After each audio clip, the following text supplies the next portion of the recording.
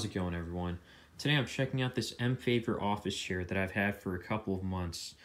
Now, right off the bat, I won't recommend this anymore because the cushion is compressed. Like, it's not as smooth as it was before. It feels kind of hard to sit down on.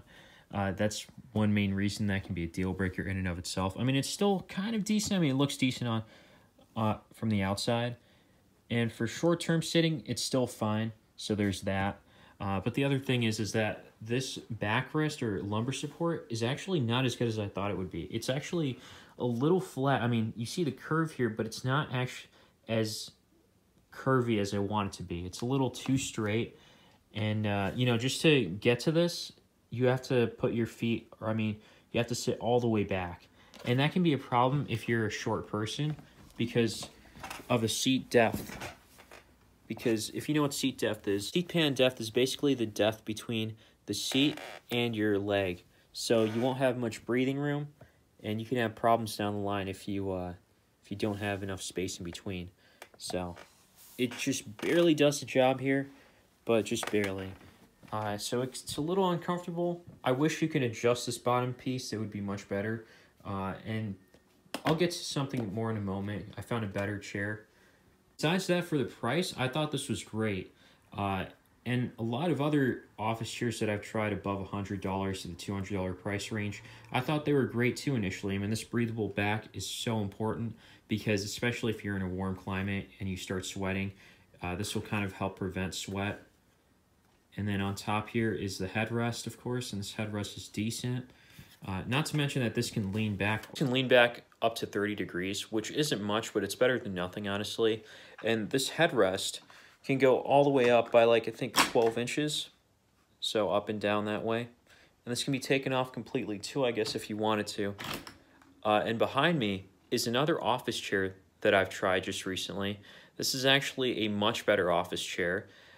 This, first and foremost, since I'm using the front camera, I'll just show you that you can lean back by like 50 or 60 degrees here.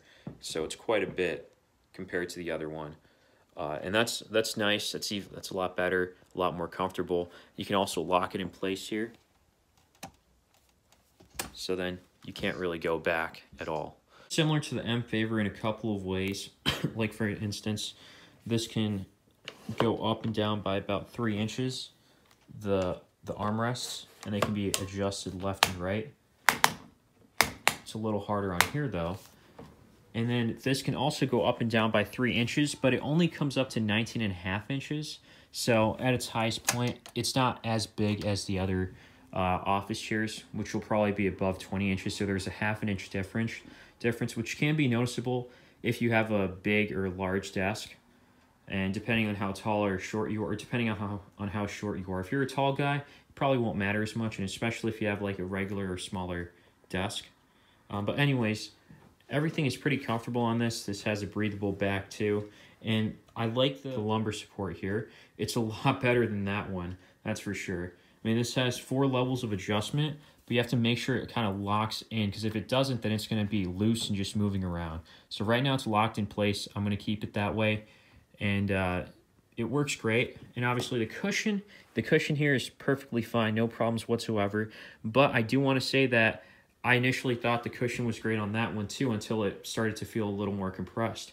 So I probably want to do an update video on this, and you can subscribe for that to see when that comes out, or I'll have like an annotation or card somewhere on my update video after like a few months or something, because I'm definitely going to be using this for quite a while. And by the way, I want to thank the company for sending this in.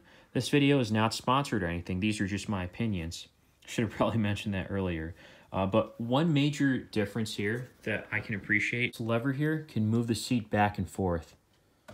So what we were talking about with seat pan depth, with your knees, the space between your leg and your seat, that'll make it more comfortable. And since this is adjustable, this can help with this can work with various different types of people, like short and tall kind of, and can also lock in place, by the way.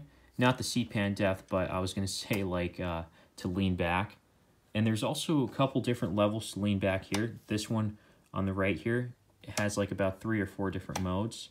So it'll give you more strength or like kind of tension when you lean back. So at its highest point, it's obviously loose and easy to pull back, push back. Otherwise, it's like the higher levels or the lower levels, the harder it gets to like push back or lean back, I would say. And then the one on the left is to lock it in place.